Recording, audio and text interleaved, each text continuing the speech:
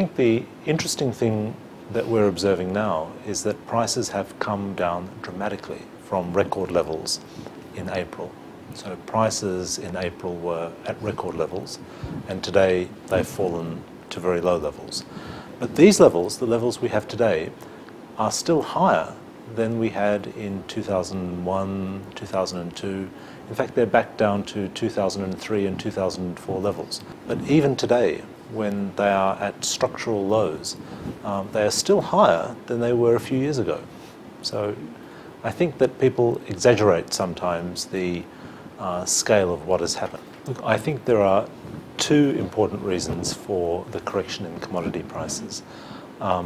Two crunches happened in 2008.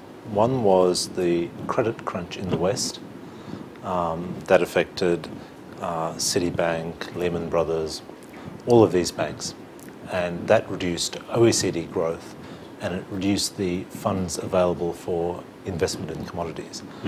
The second crunch, and the much more important one, was the crunch in China, when China imposed macro controls last year and in the first part of this year. That reduced Chinese growth and commodity demand quite a lot, and that started to have a big effect on commodities very recently.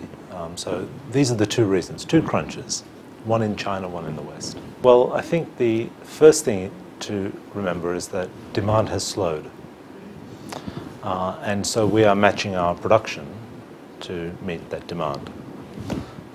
It doesn't make sense to keep producing when the demand isn't there.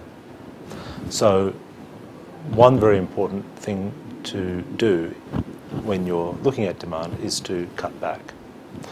And in the current environment, where prices have come off so much, it's important to act very prudently, but also with very great agility. You know, we are in a cyclical industry. Clearly today, demand is very slow. But this industry goes up and down all the time. If we look at the performance of resources over several years, we see that there are ups and downs. It's very common. And we're going through a down phase at the moment. Really, Rio Tinto is very used to operating in these sorts of environments. We have seen everything. And we've seen slow demand periods, we've seen fast demand periods.